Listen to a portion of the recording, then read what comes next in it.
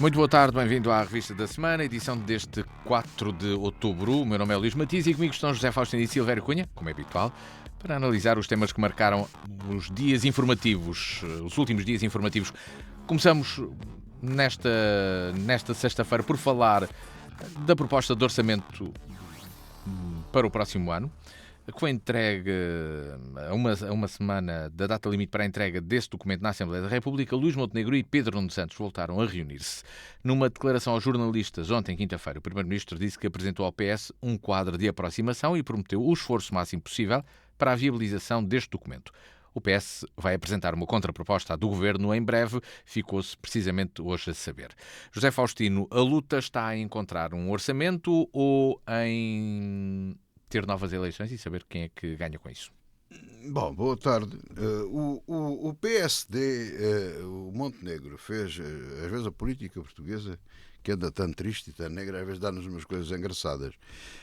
Fez-lhe uma proposta irrecusável. Eu não sei se tem cabeça de cavalo dentro da cama, senão, por causa do Dom Corleone, não sei se lembram do filme Padrinho, a proposta irrecusável, não é? Mas, na verdade, o Montenegro e o PSD não fez uma proposta irrecusável. Entalou o PSD e o Montenegro, e o PS e o Pedro Nuno Santos. Portanto, eles estão completamente entalados. Agora vamos lá ver o que é que aconteceu. O PSD apresenta uma proposta de orçamento. Por princípio, vamos lá ver, por defeito, como costuma dizer, as propostas do PSD não são muito diferentes do PS. Isto, lacto sensu, digamos assim. Porque uma coisa é o PS de António Costa, outra coisa é o PS de Mário Soares, outra coisa é o Pedro Nuno Santos, e o PSD é a mesma coisa. Tem tido várias nuances. Mas, seja como for, o PSD apresentou uma proposta, digamos, de centro, que o PS não rejeitaria, em boa verdade. Todavia, o PS é a oposição, portanto, também ninguém pode levar a mal. Pedro Nuno Santos diz: não, senhor, nem pensar, e tal. Pronto. E o PSD faz uma coisa incrível. Portanto, desvirtua a sua proposta, que já de si era um bocadinho sonsa. Era sonsa. De centro. Enfim. E praticamente cede tudo o que é possível ceder ao PS. Claro, o PS queria 10 pães, ele dá-lhe 5. Ali quer 5 papos secos, ele dá-lhe 2,5 ou 3. É natural, portanto, dê-lhe tudo. Portanto, temos um orçamento que não envergonha ao PS, quer dizer, que é uma espécie de uma conciliação entre o programa do PS e do PSD. Quer dizer, para o país é quase nada. É um orçamento. Eu até nem vejo grande diferença entre esse orçamento e governar por duodécimos com uma outra correção. Mas vale o que vale. Portanto, seja como for, é um orçamento. E o presidente Marcelo fica todo contente porque tem um orçamento aprovado e por aí adiante.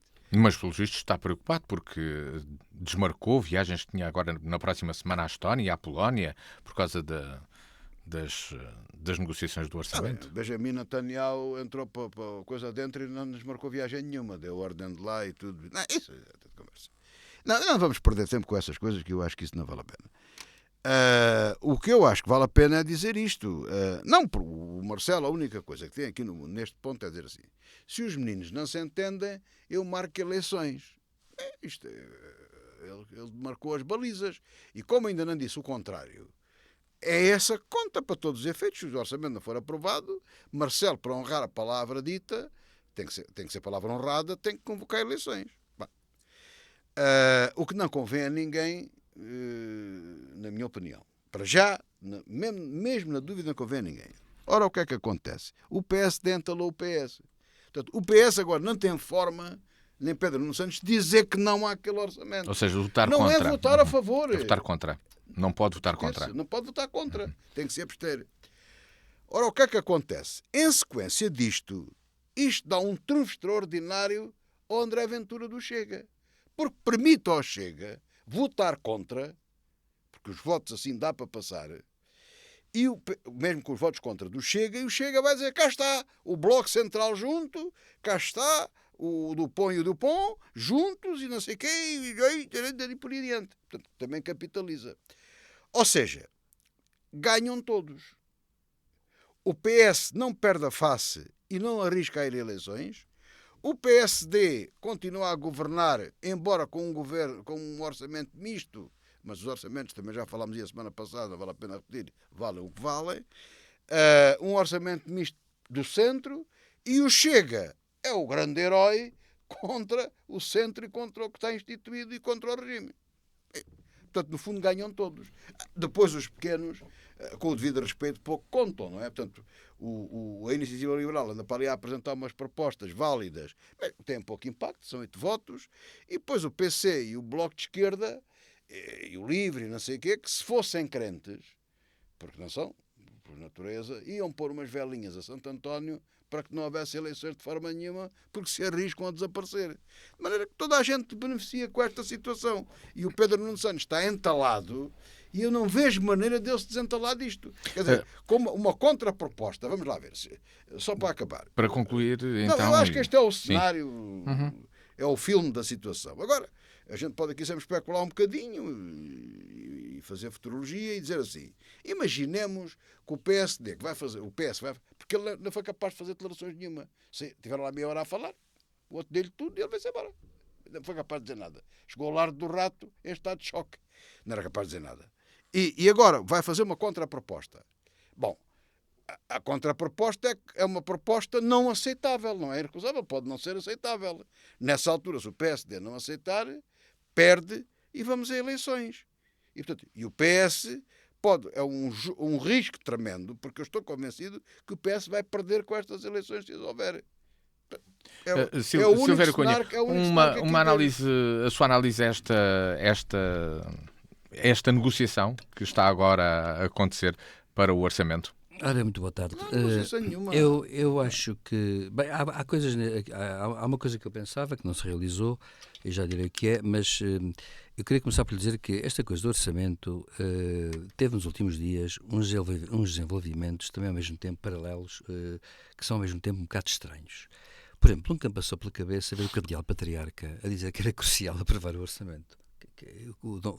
Eu acho espantoso. O Cardeal Patriarca de Lisboa veio pronunciar sobre o orçamento. Não, o Cardeal Patriarca de Lisboa. Não é Cardeal. Não é Cardeal, é Bispo? Sim. O Cardeal é o Bispo de Setúbal. Tem razão, o Américo a guiar. Bem, mas este ainda não foi o de Lisboa veio dizer que era crucial aprovar o orçamento, que é uma coisa que eu nunca imaginei que tivesse interesse, por acaso. O Presidente do Supremo Tribunal de Justiça... São os desígnios de Deus. Não sei.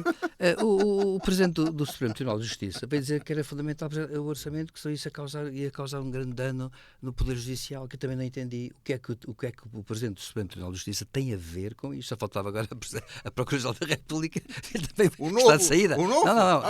Ainda virem pronunciar sobre isto, que é uma coisa que para mim me intriga por causa da separação de poderes. E no caso da Igreja, porque Portugal, enfim, não tem religião de Estado. Portanto, achei isto um bocado estranho, sinceramente, nos últimos 2 dias, quando comecei a ver isso assim, mas que é que... Achei esquisito, e acho esquisito. Não sei se há alguma coisa por trás. Mas não está sozinho. Bom, segunda questão. Eu pensava que, na verdade, ia haver uma troca, digamos, estava a subir muito o tom entre os dois partidos. E em princípio, quando sobe muito o tom de voz nos dois partidos principais, é porque há qualquer coisa que não bate com o perdigote. É claro que se o Pedro Nuno Santos não visse satisfeitos os seus interesses básicos, ele disse que naturalmente votaria contra, e eu acharia bem, porque uma democracia saudável é uma democracia que tem tensões, tem que ter polos alternativos, não é? Nós temos o PSD, temos o PS, são os dois partidos, digamos, do regime, e acontece que é bom que os partidos sejam diferenciados sob esse ponto de vista. Agora, claro que eu não vejo. Entretanto, claro, há coisas que se dizem muito, há muitas sondagens. Eu verifiquei que ninguém está interessado, mas também já ouvi dizer em vários jornais e vi também algumas canais de televisão dizer que as sondagens que existem são sondagens que à partida não favorecem ninguém em bom rigor. Porque mesmo aquela esperança que havia de o PSD poder, por exemplo, conseguir votos do Chega, porque o Chega de facto está no momento um bocado... O Chega é um partido que ainda, como está em desenvolvimento, é um partido que precisa de efervescência. E quando não há efervescência, tende a cair em perda. E as sondagens mostram isso. E dizia-se que o PSD estava com vontade de abocanhar essa parte do eleitorado. Eu não creio que seja assim tão simples também, a meu ver, porque o eleitorado hoje também é mais volátil do que se julga, não é tão óbvio. Mas a verdade também é esta. O André Ventura é uma pessoa que disse claramente, era irrevogável assim, depois disse no mesmo dia, aliás, o Luís Montenegro disse isso com clareza, no mesmo dia teve 3 posições diferentes. Por acaso, André Ventura não se apercebe disto, mas com o tempo isso começa a notar-se muito, até porque é muito personalizado nele. Como ele é a alma do partido, e André Ventura é a alma do partido, acontece que se ele toma posições muito diferentes, começas a dizer, o Chega é assim, mesmo até que não, seria diferente se fossem dirigentes a tomar posições diferentes. No caso dele, não, ele num dia, o Montenegro ontem disse-lhe na cara, aliás, na cara não, ele saiu do Parlamento, e Montenegro disse, digo na pessoa dos senhores deputados que aqui estão, referindo ao doutor André Ventura, isto, é que ele numa tarde, num dia, já teve 3 posições diferentes, de manhã disse uma coisa, à tarde disse outra e à noite disse outra. E te fez troça dele. Devo dizer que o Montenegro foi muito duro nesse aspecto com o Chega. Há quem diga que ele foi muito manso em outras coisas, mas não, eu acho que ele foi muito duro. Acontece que dizem que ninguém chegaria a grandes novidades, grandes alterações. Haveria alterações de 3 deputados para um lado, 3 deputados para o outro. Não se alterava a correlação de forças no Parlamento. Portanto, não era por aí. Agora, acontece o seguinte, para mim o grande volte-face foi este, é que depois daquela troca de palavras, entre os dois, eu pensei assim, isto vai ser Pedro Nuno Santos a dizer assim, vou votar contra porque é tudo ou nada. Claro, a política é a arte do possível, não é a arte do desejável, não é? E portanto é claro, tudo ou nada é digamos, o que se quer, é o desejável. E eu pensei cá para comigo, bom, há de Santos vamos ter mesmo o voto contra do Partido Socialista para se diferenciar em absoluto. Mas a verdade é esta, é que quando tiveram 20 minutos, eles não tiveram meia hora, tiveram 20 minutos, reunidos, e quando saiu, Pedro Santos disse não falei nada, mas eu penso sinceramente que isso foi combinação com o Primeiro-Ministro para dar ao Primeiro-Ministro a possibilidade de ele falar às 20 horas. E às 20 horas, proclamando que era às 19h20, às 19h20, depois às 19h40, depois às 20, que era a hora do noticiário, claro. O nosso Primeiro-Ministro fez, aliás, a meu ver, saiu-se bem no Parlamento. Eu continuo sempre crítico do Governo, mas acho que o Primeiro-Ministro tem sido um Primeiro-Ministro muito hábil e ele tem-se reforçado muito enquanto figura Primeiro-Ministro. Luís Montenegro, a meu ver. Acho que é verdade. E ele faz, de facto, uma proposta que é espantosa.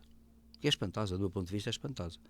E eu acho que, de facto, é irrecusável mesmo. O PS não tem razão, até por uma razão, como agravante. É que ele faz uma proposta que é espantosa e depois diz mesmo que ainda está disposto a discutir ainda os pormenores. Claro que há aqui um pequeno problema. A discussão da especialidade vai ter, provavelmente, algumas nuances. Mas a verdade é esta. É que eu acho que ele fez uma proposta que Pedro Nuno Santos vai ter dificuldade em dizer que não. Se uma vez disser que não, a coisa não funcionará bem para o lado dele. Porque o povo português também, as sondagens dizem, não quer novas eleições. A esmagadora dos portugueses não quer. E se as houver, ele pode ser penalizado com esse E acontece que já inclusive a maior parte dos portugueses já acha que o Presidente se excedeu demais, porque este ano, embora nós não devemos atribuir ao Presidente culpas que ele não tem, mas como ele é o Presidente, acaba por indiretamente apanhar com umas boladas, como eu costumo dizer. Por exemplo, esta história de ter havido 2 eleições, depois as europeias, depois a dissolução dos Açores, depois a da Madeira, tudo isto cai em cima do Presidente de uma forma indireta, mesmo sem ele ter culpa. E acontece que, evidentemente, para o Presidente isso é mau, porque a opinião pública não está a gostar do Presidente, que eu acho que é um bocado excessivo tudo isto. Em suma, o que eu quero dizer com isto é o seguinte, é que o PS, neste momento, a meu ver, está, evidentemente, digamos, naquela em que vai ter que chegar às boas com o PSD. Naturalmente que quem ganha com eleições antecipadas, ninguém ganha com eleições antecipadas, a meu ver. Isto dá a origem que a Iniciativa Liberal e o Chega venham dizer, e o PCP, o Bloco de Esquerda, e o PAN, e o LIVRE, venham dizer que no fundo os dois estavam entendidíssimos, que é tudo uma traição à pátria, tal, vão dizer que aos trabalhadores, etc., vão fazer críticas monumentais. O Bloco de Esquerda, aliás, já se tinha antecipado, a Mariana Mortágua já tinha dito que o Pedro Nuno Santos, depois de ter dito aquilo, vamos ver o que é que vai acontecer, porque já tinha previsto possibilidades destas. E acontece que os outros partidos de oposição vão fazer isso, mas também a verdade é esta. Há uma coisa que correrá bem aos 2 principais partidos. É que sustentam também algumas sondagens que as pessoas querem que os 2 partidos se entendam. Dê por onde der, seja como for. E aí Marcelo deu aquele tom disso. A última intervenção dele foi nesse sentido. É que os 2 partidos são os partidos europeístas. Ele fez uma declaração, estava ele aqui na Guarda, ontem, numa homenagem a Virgílio Ferreira, e ele foi entrevistado e ele disse assim, eu não tenho muito para dizer, mas só para dizer uma coisa, os partidos europeístas têm que se entender. como dizendo, os outros não são europeístas. Também é uma atitude dele ideológica muito grave, que é encostar todos os partidos à esquerda e à direita da oposição do outro lado da barreira, dizer, vocês não são europeístas. Portanto, os partidos europeístas têm que se entender. Não é verdade. E à partida, ao dizer isto, acontece que, a meu ver, ele talvez corresponda a uma coisa que as sondagens dizem também, é que o povo português neste momento quer calma, quer compromisso e quer que haja, entendimento, portanto, um certo entendimento. Partimos para outro tema desta semana, o início do julgamento de 6 arguidos do caso da derrocada da Estrada Municipal 255 em Borba, entre Borba e Vila Viçosa. Já passaram 6 anos. Este julgamento envolve 2 autarcas de Borba, a empresa que explorava uma das pedreiras e o respectivo responsável técnico, e também 2 funcionários da Direção-Geral de Energia e Geologia. Em declarações iniciais, o Presidente da Câmara de Borba, António Anselmo, disse em tribunal que nunca recebeu nenhum documento que comprovasse que a estrada estava em risco de ruir. Garante que, se tivesse recebido essa prova, tinha encerrado a estrada de imediato. O responsável técnico da pedreira referiu que não houve violação de regras de segurança. José Faustino, este é um julgamento em que poderão ser apuradas responsabilidades. O que é que achas que vai acontecer aqui? Não, eu correndo o risco de dizer aquilo que já disse há 6 anos. Em Portugal temos a mania, quando acontece qualquer coisa mal, tem que haver um responsável. Às vezes pode haver responsáveis, quer dizer, isto ou pequenos responsáveis, e havendo muitos responsáveis, ninguém é responsável. Vamos lá ver. O problema aqui, como eu sempre aqui disse, é que as pessoas queriam, dava-lhes jeito, fazia-lhes falta aquela estrada entre Borba e Vila Viçosa. E tanto assim é que a estrada há 6 anos está cortada porque caiu, e eles querem repô-la para continuar lá a passar.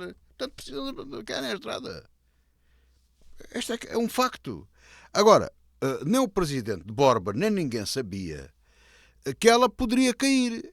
Falava-se nisso, admito que sim. Mas ninguém disse, olha que aquilo vai cair. Se o senhor não fecha e tal. Porque ninguém, no seu perfeito juízo, não fecharia.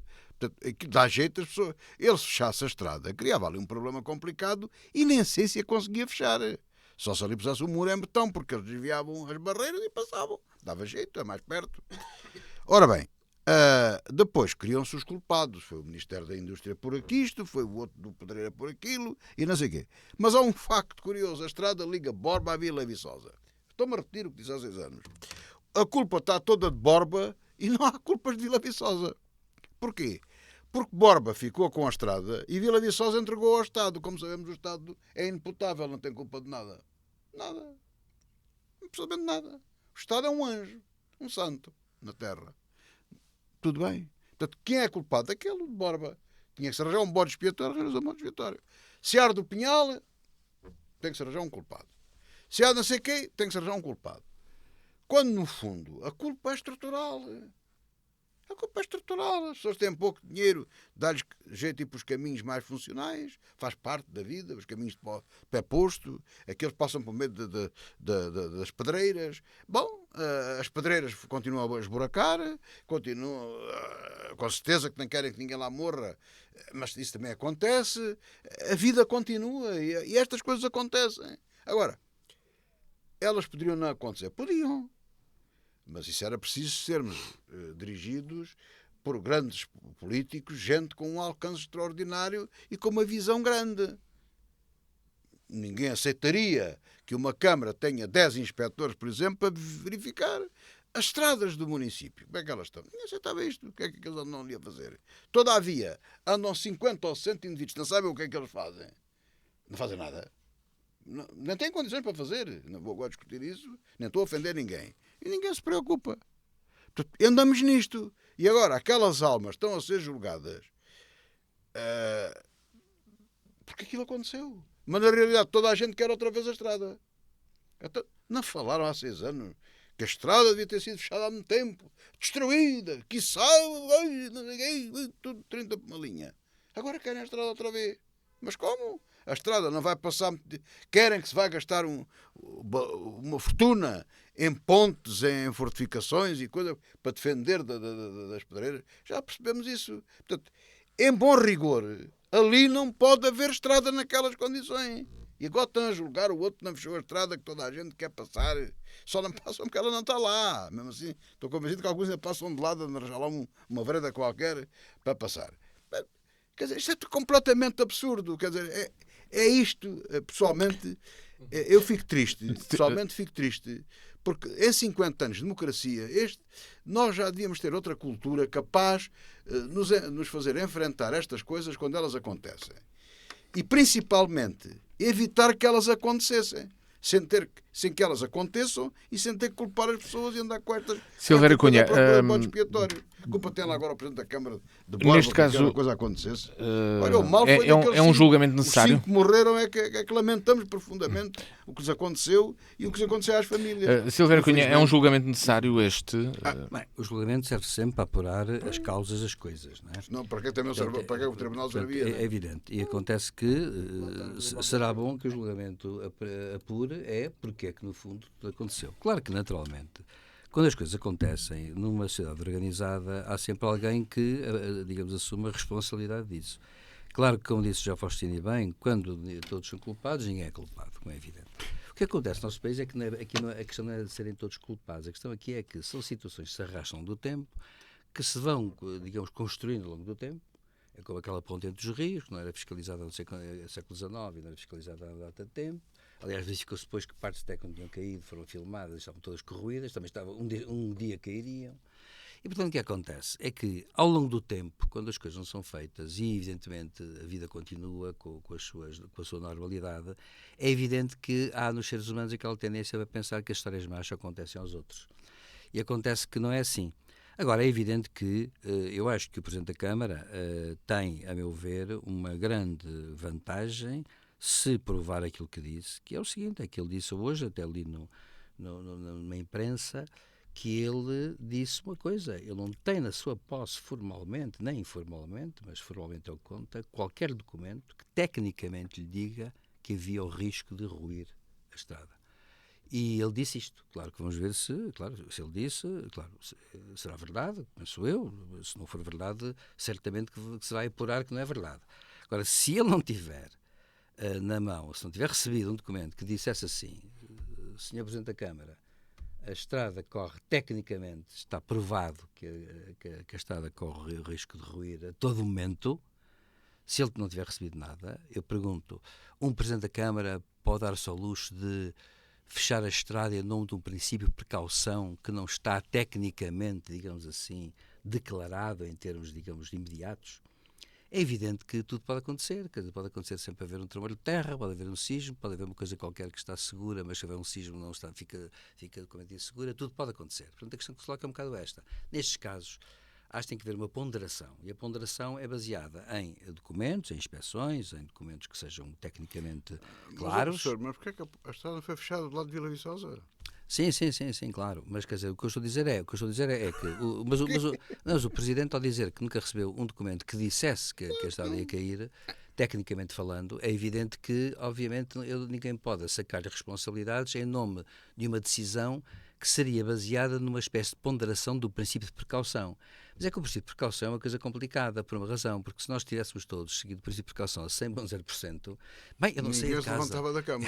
Não, nem sequer, nem tentava, porque ninguém saía de casa sequer, porque tudo pode acontecer. Não é? Aliás, eu conheci em tempos uma pessoa, e conheço muito bem, felizmente. Já viu o risco que é um tipo levantar-se da cama e calçar as pantufas? Sem dúvida, eu vou lhe dizer uma coisa, eu dou como exemplo concreto que conheço por acaso uma pessoa que está cheia de saúde, graças a Deus, mas que um dia, quando era um jovem, praticava desporto, uma pessoa de 1,80 m e tal, praticava desporto e tal, e um dia, quando era muito jovem, ia para no secundário, ia para a escola e estava no quarto a atar os sapatos e estava sentado na cadeira, que é um jovem magro e forte, e pôs alçou, digamos, a perna de forma a pôr o calcanhar em cima da cadeira, a atar, e de repente, sem querer, desequilibrou-se, caiu e fraturou uma clavícula e fez coisa e teve que ir para o hospital, não sei o quê, e a gente ficou, e o chão era de madeira, e toda a gente ficou pasmada como é que foi possível aquilo acontecer, e lá no hospital explicaram, é que foi o ângulo, se tivesse caído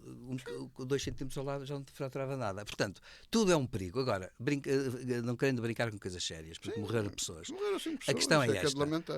A questão é esta em suma. Eu penso, com toda a franqueza, que nestes casos, ou há inspeções que demonstram que as coisas são ou iminentes, com I, portanto, podem acontecer mesmo, e o estado técnico é este e tem que haver protocolos que mostrem isso, Mas, ou então deixa-se isto um bocado ao acaso. Olha, o que eu acho mal é que seja ao acaso. mas, ó, professor, mas sei lá, se vamos com inspeções a tudo, nada se faz. Claro. Mas sei lá, quando há aquelas calamidades na Madeira, eu lembro-me a Madeira, conheço relativamente bem a Madeira. Se formos em bom rigor, mandar uma equipe de engenheiros verificar onde é que se pode construir, praticamente em lado nenhum. Metade das edificações na Madeira estão construídas em sítio que não se devia edificar. Então, mas duas uma, ou há Madeira ou não há Madeira. É muito simples. Portanto, nós conseguimos encontrar sempre justificar. Como o professor disse, se o presidente da Câmara tivesse um pressentimento, olha, ao calçar os sapatos, escorregou, disse, tenho que ter mais cuidado, eu arrisco muito e tal. Começava a pensar, olha, a estrada para Vila Viçosa. E nomeava uma comissão da própria Câmara de Engenheiros para irem verificar. E eles tanto procuravam, haviam de arranjar motivo para fechar, com justificação técnica, porque havia, para fechar a estrada. E depois o presidente tinha lá uma manifestação à porta que ninguém queria fechar a estrada. E não fechavam porque arrebentavam com aquilo. E agora? Bem, Se calhar era o melhor, ele ficava mais dispenso. Não ganhava nunca mais eleições. Claro, não ganhava. Não, até cair a ponte. Depois ganharia. Mas pode não podia não cair. Avançamos. Há daquelas coisas da vida. Avançamos para... Há ponderações técnicas que, a meu ver, são suscetíveis de mostrar que algo é iminente. E há outras que não são. É isso mesmo. É o bom senso e a razoabilidade, isso tudo. Vamos embora. Falamos sobre a taxa turística em Évora, que pode entrar em vigor no início de 2025. A Câmara Municipal de Évora retomou um processo aprovando por maioria no início do procedimento para a criação do respectivo regulamento. A oposição tem dúvidas se deve avançar, se não deve avançar, que valores é que podem ser aplicados, mas os cálculos indicam que, com uma taxa de €1, a autarquia poderá arrecadar anualmente 700 mil euros por ano. José Faustino, a taxa turística é aplicada em muitos locais, é algo que necessita de tanto debate e discussão ou não? Eu tenho aqui 3 coisas a dizer. Em bom rigor e por princípio, eu sou contra as taxas. Sou contra as taxas. A única taxa que eu acho boa era eu pagar para não me chatear. Se o Dr. Pinto Sá me cobrar €1 por dia e não me chatear nunca na vida, faça o que fizer, eu pago-lhe €2 por dia. Não tenho dúvidas nenhumas. Portanto, é negócio feito. Aí eu vou nisso. Portanto, esta era a parte de brincadeira para entrarmos nisto. Mas, de facto, estas taxas não têm justificação. Agora, não vamos criticar a Câmara de Évora porque aplicou uma taxa. Toda a gente está... Quer dizer, ainda não está aplicada. Neste caso, ainda não está aplicada. Vai aplicar, mas se toda a gente aplica, porque é que é verdade aplicar? Se está tão na moda, apanha o texto todo do lado, eu não sei onde é que dorme. Tanta gente a dormir em Évora é uma coisa que qualquer dia não se pode aqui andar com o ressonar de tanta gente. Mas pronto, em vez de aqui tanto hotel, tudo bem. Eu até sugeria, porque esta era a segunda parte. Quer dizer, a segunda parte é dizer que se todos fazem, porque é que Évora nada de fazer, nada a opor. Terceira parte, a experiência feita, né? O professor sabe, a gente tem que ir sempre às origens históricas, não é? Aqui é quase história sem o H, não é? Portanto, é uma coisa tão recente na história chega a ser. O que é que tem acontecido? Eu, uma vez, fartei-me de sofrer num hotel em Lisboa porque o homem, coitado, não me lançou a taxa. Aquilo estava novo, um problema. Mas é paga a taxa, dizia. Mas eu faturei a taxa, isto é um problema, é uma coisa tremenda. Porque aquilo é no hotel e tal. Mas o que é que tem acontecido? Em Lisboa e nos outros sítios, começaram com €1, mas já passaram para 2. Ora, qual é a minha sugestão? Já que se está com a mão na massa, eu achava que a Câmara de Évora devia taxar a 2%. Escusa estar a aumentar para o ano, não está a ver? E 700 mil euros também não é coisa que se veja. 7 e 7 são 14, é 1,4 milhão. É melhor, são mais receitas. Portanto, a minha proposta é que a Câmara... E Évora é património mundial, convenhamos. Quer dizer, é €1 que é a taxa que todos pagam. E mais €1 que é a taxa do património mundial. Portanto, eu acho 2 euros era fixo. Era certo? E se ele não me chateasse, eu também pago 1 euro, não tem problema nenhum. Quando me levanto, tá, para o bilheteiro. Silvério Cunha, é um Ou debate... seja, a pessoa dá 30 euros por mês, não me custa nada. Mas ele não me pode chatear com coisa nenhuma. Nada, não pode dizer nada. Estou a brincar. Não, mas sinceramente, não faz sentido. Vamos lá ver, só para acabar, porque estas coisas não se podem tratar também demasiado a sério. Mas é a maneira que as câmaras arranjar dinheiro, tudo bem. Mas já agora, mas foi verdade, toda a gente começou com 1 euro, passou para 2. Porque é que ele não começa logo com 2? É 1 milhão e tal de euros, não é? Vale a pena? Acho que sim, 2. Silvério Cunha, estas taxas podem ter impacto na procura e na venda do serviço? Não, as taxas, eu ver até 2 euros ou 3 até não tem impacto especial. Sinceramente acho que não. Acho que não, porque quem vem, enfim, virá a mesma. Agora, a questão que se põe é esta, de facto, o turismo hoje massificado como está, tornou-se também passou a ter muitas externalidades, não é? Entre as quais a própria poluição, passou a poluir muito, passou a sujar muito e passou a incomodar muito, deve dizer-se, passou a incomodar muito. E por isso é que... Professor, o senhor não foi convidado para fazer a memória justificativa da taxa, não? Não. O senhor arranjou e tem bons argumentos. Mas acontece que... Mas acontece que, de facto, em muitas cidades europeias está a haver eu vou dizer uma coisa. A mim não me incomoda nada. Podem vir mais 4 ou 5 vezes os turistas que aí temos, não me incomodam nada. Mas a verdade é que em muitas cidades... Há outros que me incomodam, mas há muitas cidades hoje na Europa, há muitas cidades que têm de tal maneira a procura turística que começou a interferir muito com a vida normal das pessoas. Agora, evidentemente que também há problemas de limpeza, há problemas de poluição, enfim, há questões de ordem técnica que eu acho que, de facto, os turistas que usam, afinal de contas, digamos, a cidade, também, digamos, acabam por produzir, digamos, destruir alguma coisa. Portanto, eu penso que sim, penso que deve haver uma aplicação de uma taxa, acho que não fica mal, pelo contrário, é útil, e de facto 1 euro acho que é pouco, para ser franco, acho que é pouco. Portanto, bem, dos exemplos que existem na Europa, Barcelona já cobra 6,75 € porque tem uma taxa da cidade e uma taxa regional. 6,75 € picas a cevada na barriga. Eu já conheço esse tempo há muito tempo, porque como a minha filha vive em Barcelona, e agora não tenho lá ido, mas ia lá muito, e já conheço as manifestações deles e aquelas picas a cevada na barriga. Eu nunca lá andei a encalhar com ninguém, e isso é tudo treta. E a limpeza mantém-se, porque de facto está bem organizado lá, isso é verdade. Agora, há um outro ponto, por exemplo, eu admito que aqui em Lisboa, na zona ali do Castelo de São Jorge, que haja talvez, vou tirar o talvez, que haja, ou que há, um exagero de tráfico de pessoas e por aí adiante. Muito bem. Vamos aceitar isso.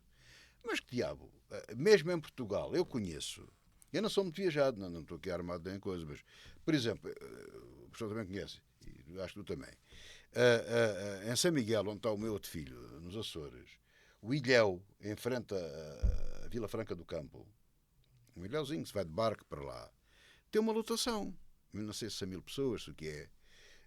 Portanto, eles têm um controle daquilo, as pessoas não podem ir a nado, não é? Tem aqui no barco público, provavelmente quem vai de barco particular não entrará na contagem, não sei como é que eles fazem aquilo. O certo é que a vez que lá fui, vi aquilo normal, com pessoas, ou seja, tem um número de visitantes. Portanto, se Barcelona está muito cheio de turistas, limita a entrada. Quem está angustiado corta as entradas ou correm com os turistas. Pois talvez a vida lhe corra mal. Eu, por mim, e para o Ben Débora, podem vir 5 vezes mais os turistas que vêm. A mim não me faz mal nenhum. Podem vir. O professor está a tentar... Pagando taxa. Diga. Pagando taxa. Já agora, já que a taxa... E 2 euros, não é? 2 euros. Pronto. Da taxa turística. Eu posso pagar, volto a dizer... Se a Câmara não me introduzir as taxas todas que eu tenho que pagar, e se não me moer, eu pago 2 euros por dia da taxa, também. Mas a taxa da chatice vamos deixar para quando for tratada no município. Para já, da taxa turística, para uma outra notícia que marcou os últimos dias, um triplo homicídio que aconteceu em Lisboa. Para já, sem motivos ainda totalmente explicados, um homem de 33 anos que matou um barbeiro, um taxista e a mulher deste, que estava grávida, é procurado pela Polícia Judiciária, tem um histórico de ocorrências com o PSP, tem também seguimento no Hospital de Júlio de Matos. José Faustino, este crime tem ocupado agora alguns do espaço mediático por esta violência de 3 mortes na rua. Eu não tenho nada a dizer sobre isto. Aliás, eu não sou convidado dos programas da manhã das televisões. Portanto, nem da parte da tarde, portanto, estou aqui na rádio. Isto não tem nada a dizer, quer dizer. A única coisa que eu chamo a atenção neste assunto é isto. Isto são coisas que acontecem. Agora, não me venham com a conversa estúpida e cretina da questão das armas. Não venham com essa conversa, que isso é conversa que não pega. Porque fiquemos claros. Um cidadão qualquer queira uma arma, não tem acesso à arma. O professor Silvério Cunha, por qualquer motivo, quer comprar uma pistola. Não é fácil. Não lhe vendem a pistola antes da autorização. Um bandido que mata pessoas, que anda a assaltar, em menos de uma hora compra uma pistola. Em Évora, sem sair daqui. Ou uma espingarda, aqui sai uma arma de guerra. Mas qual é a dúvida disto? Deixemos é o problema das armas, como os problemas nos Estados Unidos. As armas, estou farto das armas e das pombas. Tanta pomba assassinada. Não estou farto dessa conversa, isso não adianta nada. Isto são coisas próprias da evolução da civilização, próprias de coisas que acontecem. Ora, este caso aqui, ninguém se pode pronunciar. Ninguém se pode pronunciar. Se ele se pudesse ter evitado, ótimo.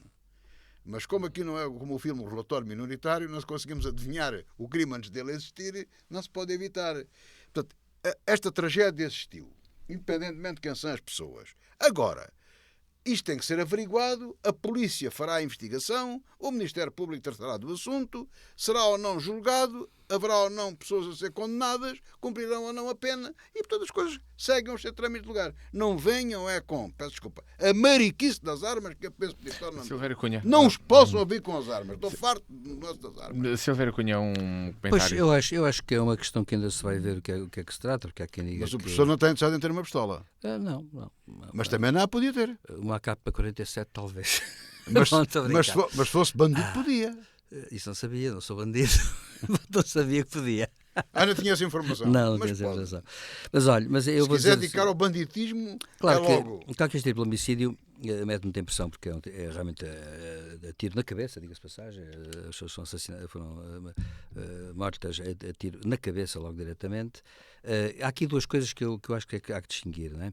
Claro, circulam logo muitas coisas. Claro que é evidente e óbvio que se este homem, 33 anos, for como pode ser um psicótico, acontece que, evidentemente, é uma pessoa que só tratada e tratada a título permanente e, portanto, é evidente que há aqui um problema de fundo que explicará tudo. Portanto, um psicótico dá tiros na cabeça como poderia, digamos, dar um pontapé numa pedrinha. Portanto, fica tudo explicado. Se há uma questão mais profunda, que é tráficos de droga, etc., a história é outra. O que me parece aqui, que não está, digamos aqui, dito, mas que tem importância e é perigoso, é que já houve, enfim, viaturas incendiadas na casa, junto à casa dele, é que ele terá sido protegido por duas pessoas, entre as quais o pai, que efetivamente terão fugido com ele. Aliás, os três estão, no fundo, não há homem que está a monte, são 3 pessoas que estão a monte. Pelo menos um dizem que é o pai.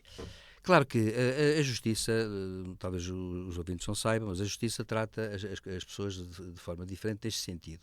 Sei lá, se alguém mata o outrem e a polícia vai ter com os familiares, a mãe, o pai, os irmãos, os filhos, a mulher, dizem qualquer coisa que efetivamente não é tão exata assim, a Justiça não os aborrece se provar que estiveram ali, não é dizer mentiras, mas não dizeram bem a verdade.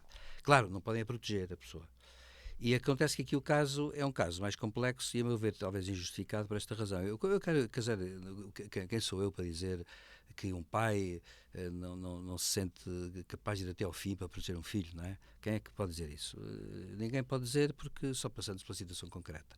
Mas é claro que, se o filho for doente, o pai prestou um mau serviço ao filho.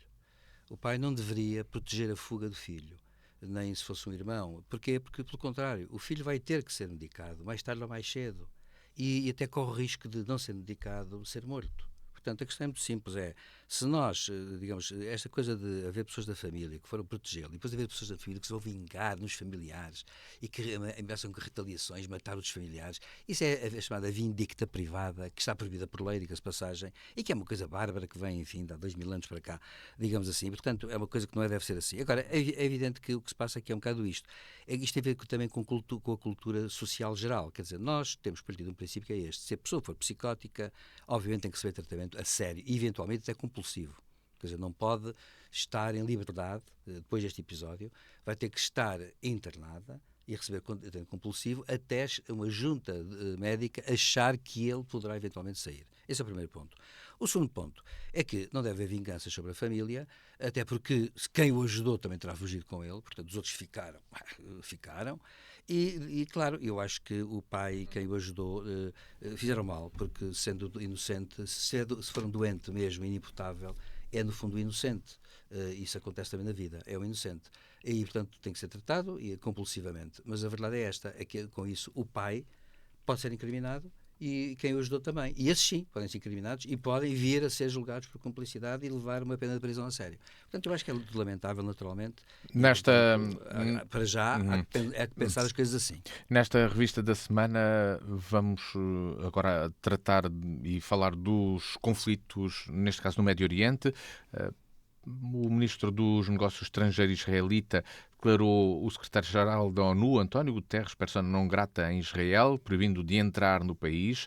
O Conselho de Segurança da ONU, os Estados Unidos consideraram improdutiva esta declaração por parte de Israel, mas no Conselho de Segurança da ONU, os embaixadores da França, Reino Unido, China e Rússia expressaram apoio total ao trabalho de Guterres, enquanto diplomata norte-americano optou pelo silêncio. Faz sentido esta declaração de Israel, José Faustino? Bom, a Rússia mudou de opinião, porque o Putin tinha excomungado aí outro dia o engenheiro Guterres. Agora mudou de opinião, está bem, também se percebe. Não faz sentido, vamos lá ver. A questão da proibição, isto não tem fundamento. O que é que Israel quis com esta declaração? Pronto, eu já lá vou. Vamos lá. O que Israel quis, nós aqui eu tenho que dizer o seguinte, porque eu tenho que ter muito cuidado, porque ainda me arrisco também a levar algum tiro ou qualquer coisa. O problema aqui, nós aqui na rádio, não dizemos aquilo que queremos ou que gostamos. A gente está aqui a fazer análise política, é aquilo que nos parece que as coisas, como é que as coisas são, e evoluir, explicar isso às pessoas dentro do nosso modo de ver. Não é dar lições a ninguém, mas explicar. Não é dar a minha opinião, se gosto disto ou gosto daquilo. Né? O professor Silvério Cunha fez uma análise agora sobre a questão de um crime que eu fiquei muito aquém, porque digo, bom, uma justiça que funciona, não tem nada a ver com isso, só pedi que, porque é importante a mariquice das armas e tal, porque, embora com a minha maneira de falar, mas é uma análise, quer dizer, ver as pessoas, por exemplo, o Primeiro-Ministro, quando foi dos fogos, exagerou com o fogo posto e por aí adiante. Não sei. E nós não estamos aqui a dizer aquilo que gostamos ou que queremos, estamos a fazer uma análise. E em relação a Israel, há aqui dizer o seguinte: nós temos que ver as coisas de vários pontos.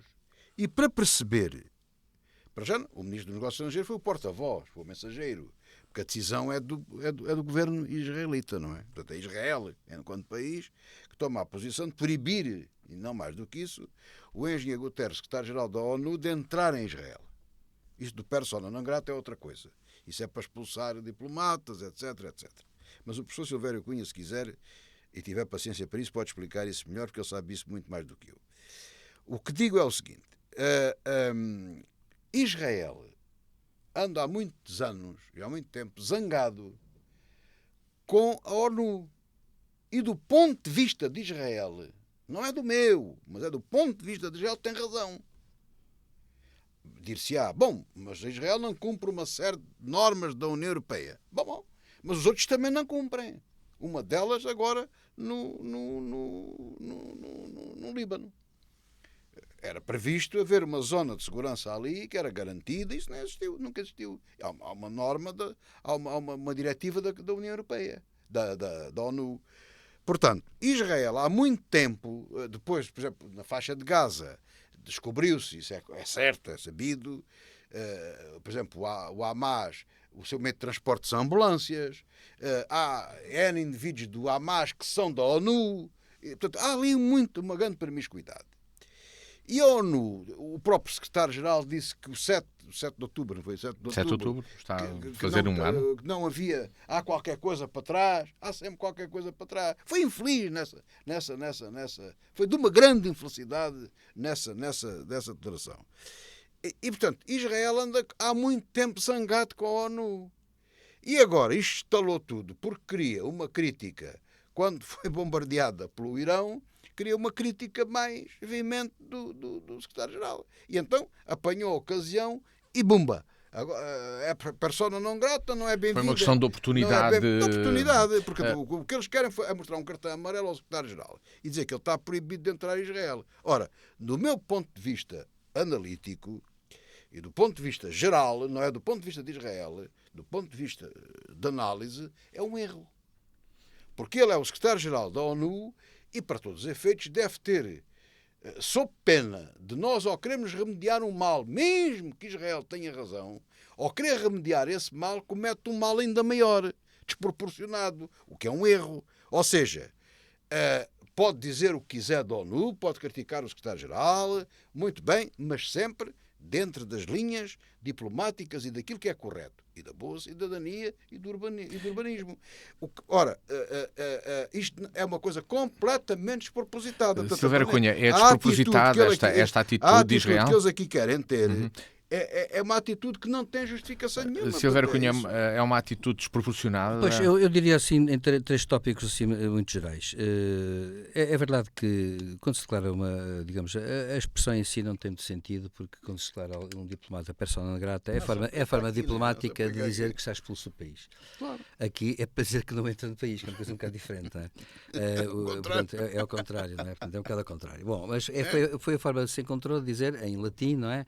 Que a pessoa em causa, portanto, não seria bem-vinda. Não é grata lá. Não é bem-vinda. E, portanto, ao dizer isto, estão a dizer que não pode entrar. Claro que depois conheço a questão de saber, ele não pode entrar, mas onde? É no território de Israel, reconhecido internacionalmente, seria no outro, enfim, é complicado isso. Os países, já dizer-se que no Conselho de Segurança fizeram isso, mas não foi só isso. Há muitos países, a presença do Conselho de Segurança agora é da Suíça. O governo suíço ontem emitiu uma nota muito favorável a António Guterres e protestando fortemente contra Israel. Como aconteceu isso com outros governos estrangeiros. Ainda por cima dá asa isso, que isso aconteça. Claro. E acontece que ontem houve vários governos estrangeiros ocidentais que atacaram fortemente o governo israelita, dizendo que não se admitia aquilo, porque, é claro, perde-se argumentos. Agora, o problema que se põe é este. Deve dizer-se que António Guterres, no entanto, voltou a reafirmar a condenação veemente dos bombardeamentos do Irão. Deve dizer-se isso. Agora, o que se passa com António Guterres é o seguinte, a meu ver. António Guterres e isto é mau para um político internacional, como é mau para um político nacional, porque é mau para um político hoje em dia. António Guterres é uma espécie é um cristão, é um humanista católico, e que um humanista católico, quando se mete a política, tem um problema, que é ou suja um bocadinho as mãos ou não suja, porque na política é inevitável sujar as mãos, não há ninguém que saia de mãos limpas. E acontece que, obviamente, ele também comete, digamos assim, ele perante as situações, quando faz uma escolha, obviamente que a escolha é sempre contra alguém, ou a favor de alguém. Não há escolhas neutras nem santas. Não é assim mesmo, não é? Até Jesus, os evangelhos, expulsou os vendilheiros do templo a chicote, não é? Portanto, sujou as mãos, digamos assim, salvo seja. Ora bom, o que acontece é o seguinte, é que o grande problema aqui se põe, aliás, acho que quando o José Faustino falou daquela expressão do Guterres sobre o 7 de outubro de 23, é evidente que ele estava a referir-se a uma coisa que, como toda a gente sabe, tudo tem uma história. Claro que a história do Médio Oriente, aliás, tem 120 e tal anos de história. E deve dizer-se uma coisa, eu devo dizer que isto incomoda muito, porque eu dialogo com amigos e colegas e tenho sempre uma posição um bocadinho, que eles acham um bocado diferente, porque acho que os radicalismos aqui não devem servir. A verdade é esta. Toda a gente sabe que, muito antes disso, houve grandes matanças no Médio Oriente, da parte dos árabes, deve dizer-se. Os árabes, nos anos 30, o mufti de Jerusalém foi colaborador de Hitler contra os judeus. E isso é verdade. Os judeus têm, por sua vez, com o Irgun, foram terroristas e abateram muitos soldados britânicos. E foram designados. E os britânicos executaram muita gente do Irgun. Portanto, toda a gente sujou as mãos. Aliás, vou dizer uma coisa. Ninguém tem as mãos limpas. Os principais culpados é a Grã-Bretanha, porque a Grã-Bretanha andou a mentir a toda a gente. E deve-se dizer outra coisa que os ouvintes talvez não saibam. É verdade. É que em 1937, finalmente, houve uma comissão britânica, a Comissão Peel, que pôs cá fora um relatório que expunha os erros dos britânicos, porque era uma comissão independente. E o governo britânico fechou o relatório. E só o relatório há uns anos é que foi reaberto. E quando agora foi reaberto, teve uns programas de televisão onde muitos historiadores judeus, israelitas e árabes, palestinianos também, foram ouvidos. E isso, sabe uma coisa que me surpreendeu? É que eu vi esses 3 episódios. Nesses episódios, os palestinianos, os 3 palestinianos, tiveram muito cuidado e disseram assim: pois é que houve aqui coisas ridículas da parte dos palestinianos, erros crassos. Aliás, Yasser Arafat, por exemplo, não aceitou, Ehud Barak propôs um território de 9.000 km², que é o tamanho praticamente do Líbano. E Yasser Arafat não quis, não aceitou. Porquê? Porque também não há cultura política naqueles povos para aceitar este compromisso. E da parte dos israelitas também não há por uma razão, porque o Estado de Israel vive em estado de sítio desde 48. Bom, e deve dizer-se que eu já defendi aqui e volto a defender para que não haja equívocos. Eu penso que a história, se formos por aqui fora, então estamos com Olivência, depois de Olivência estamos com a história do tempo de Afonso Henriques, com o Reino Sueve, com os visigodos, então nunca mais paramos. Acontece que há plataformas, momentos históricos em que há plataformas onde se parte. Aqui é 48. O Estado de Israel foi reconhecido pela Assembleia Geral da ONU com o voto da União Soviética. E a partir daqui tem que haver um entendimento.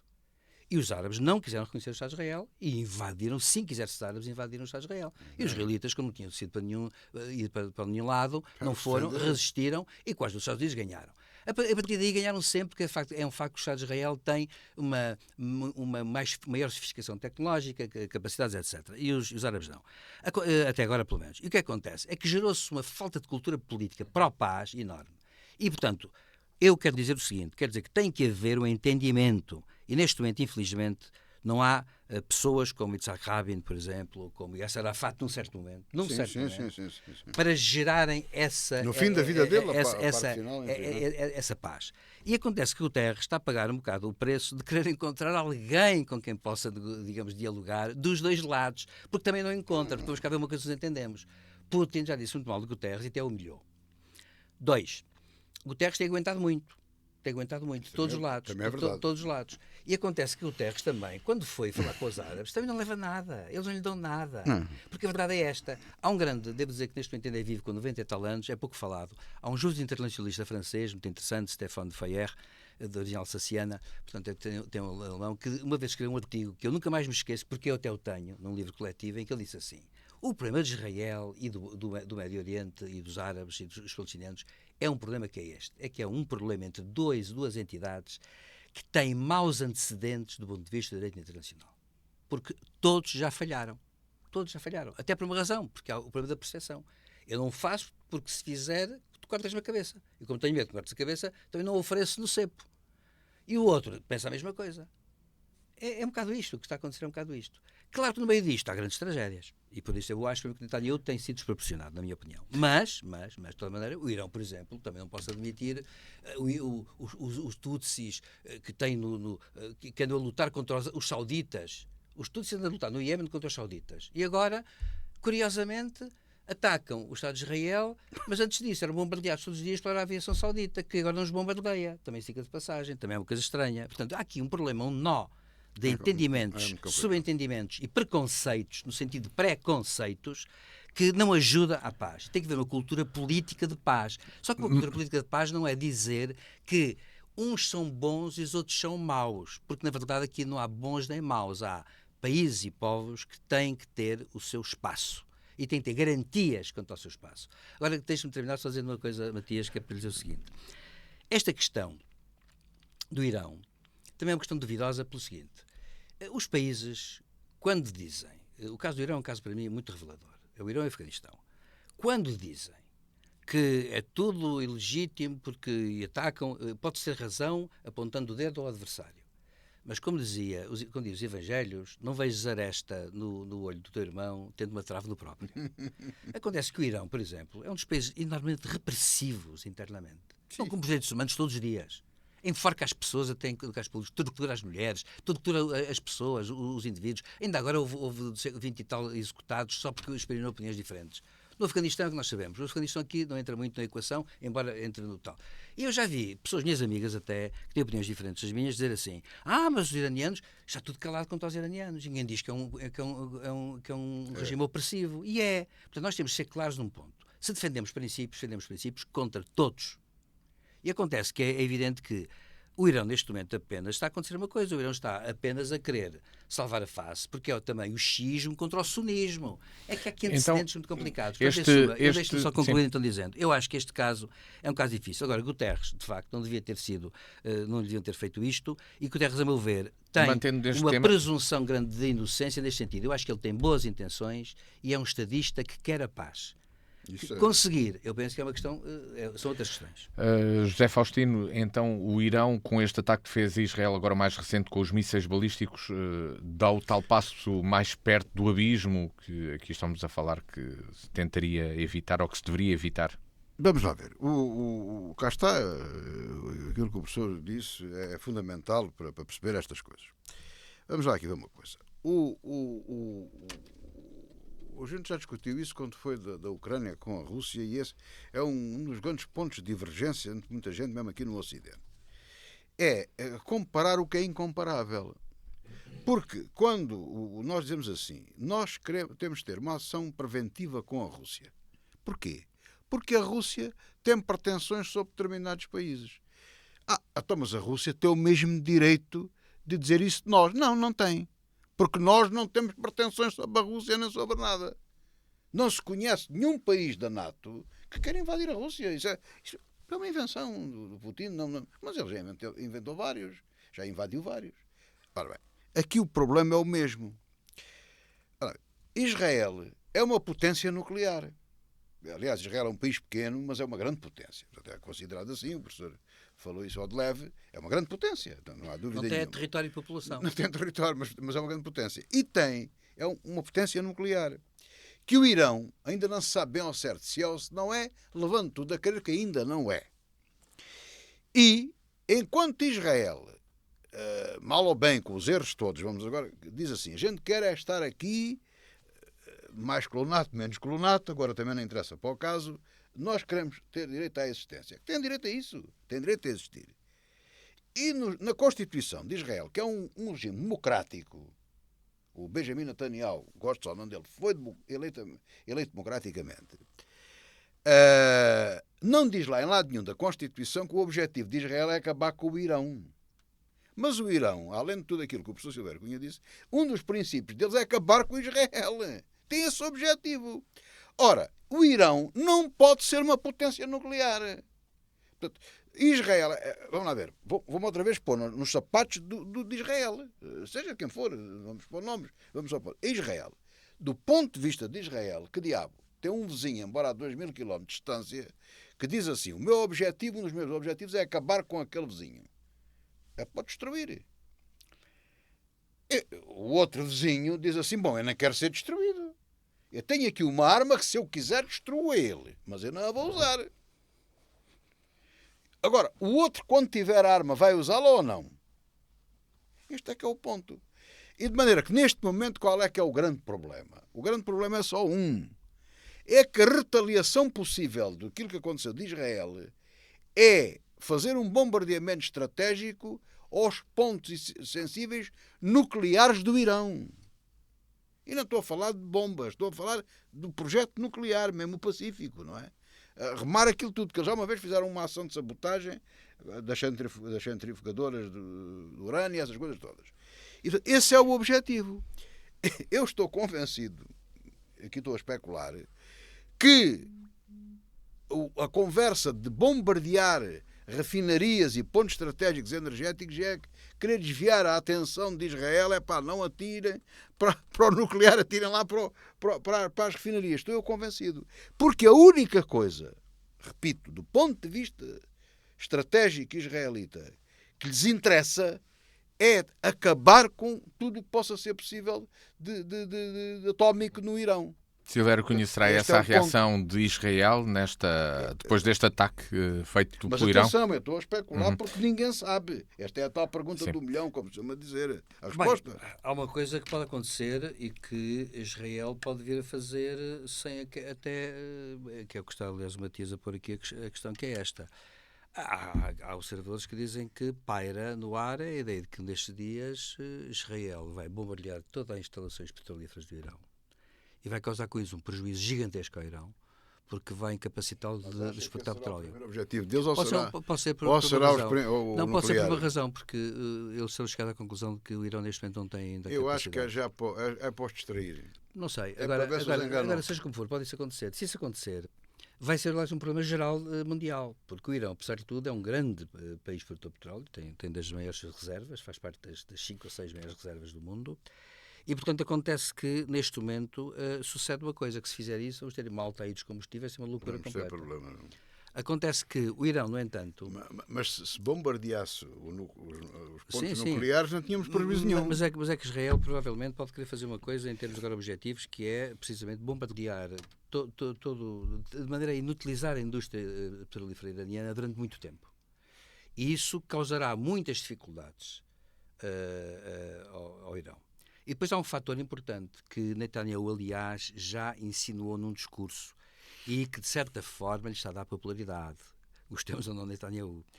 É que ele, no discurso dele, disse uma coisa. Ele apelou à oposição iraniana. Porque a pessoa esqueceu uma coisa. Antes do Irão cair nas mãos dos teocratas, do Ayatollah Khomeini, era o Shah do Irão que estava no poder. O Shah do Irão era um grande aliado de Israel.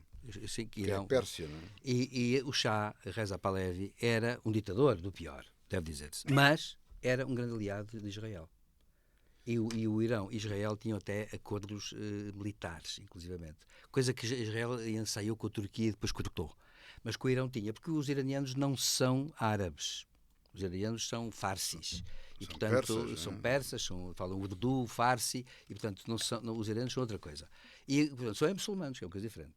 E xiitas, naturalmente, como os iraquianos em parte. Como os iraquianos em 60% da população iraquiana. 80% dos xiitas do mundo estão no Irão e no Iraque. 80%. Portanto, os xiitas estão ali acantonados.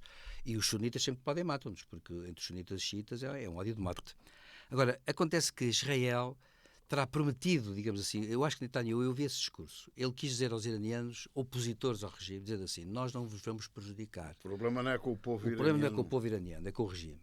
Se assim for, o Israel não tem interesse em, por exemplo, provocar danos que sejam efetivamente muito grandes no plano público, não terá interesse em provocar, por exemplo, danos no sistema nuclear e civil por causa da energia. Portanto, terá que ponderar isso. Já provocar danos fundamentais na economia, sim, porque essa aí, claro, vai prejudicar o público, o povo, mas acontece que isso é uma forma de pôr em xeque o regime e causar grande descontentamento.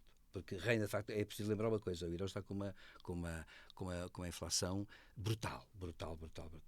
E, portanto, acontece que o Israel pode tentar fazer isso. Eu acho que paira um bocado no ar, dizem alguns observadores, que é a possibilidade de se bombardear, de facto, toda a estrutura petrolífera do Irão, em termos tais que aquilo fique paralisado um tempo, e basta dizer que se ficar paralisado 5 meses, ou 4 meses, ou 6 meses, é um desgaste económico monumental. Nós já ultrapassamos o tempo do nosso programa, no entanto, quero apenas pedir-vos uma análise muito, muito breve à tomada de posse do novo secretário-geral da NATO e da relação da Aliança Atlântica com a Ucrânia.